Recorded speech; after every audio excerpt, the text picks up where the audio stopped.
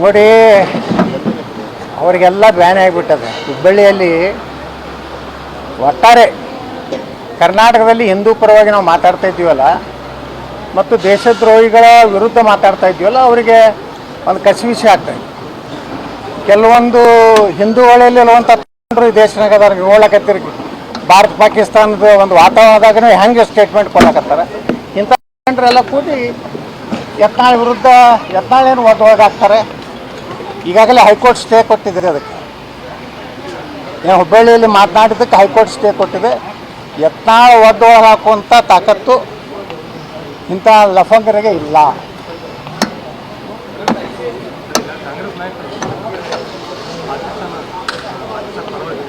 ಅದು ಪಾಕಿಸ್ತಾನದೇ ಪಾರ್ಟಿ ರೀ. ಕಾಂಗ್ರೆಸ್ಸಲ್ಲಿ ಹಿಂದೂಗಳ ಪಾರ್ಟಿ ಐತಿ.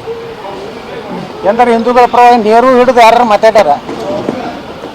ಕಾಂಗ್ರೆಸ್ ಅನ್ನೋದೇ ಹುಟ್ಟಿದ್ದೇ ಮುಸಲ್ರ ಸಲುವಾಗಿ.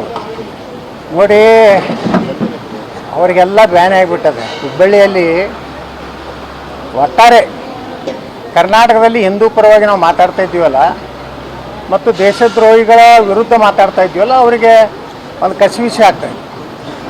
ಕೆಲವೊಂದು ಹಿಂದೂಗಳಲ್ಲಿರುವಂಥ ಈ ದೇಶನಾಗ ನೋಡ್ಲಕತ್ತಿರಿ, ಭಾರತ ಪಾಕಿಸ್ತಾನದ ಒಂದು ವಾತಾವರಣದಾಗ ಹೆಂಗೆ ಸ್ಟೇಟ್ಮೆಂಟ್ ಕೊಡಕತ್ತಾರೆ. ಇಂಥ ಜನರೆಲ್ಲ ಕೂಡಿ ಯತ್ನಾಳ್ ವಿರುದ್ಧ ಯತ್ನಾಳೇನು ಒಳಗಾಗ್ತಾರೆ. ಈಗಾಗಲೇ ಹೈಕೋರ್ಟ್ ಸ್ಟೇ ಕೊಟ್ಟಿದೆ. ಅದಕ್ಕೆ ಏನು ಹುಬ್ಬಳ್ಳಿಯಲ್ಲಿ ಮಾತನಾಡಿದ್ದಕ್ಕೆ ಹೈಕೋರ್ಟ್ ಸ್ಟೇ ಕೊಟ್ಟಿದೆ.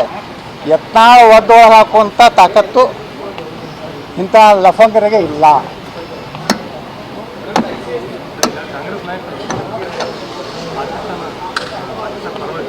ಅದು ಪಾಕಿಸ್ತಾನದೇ ಪಾರ್ಟಿ ರೀ.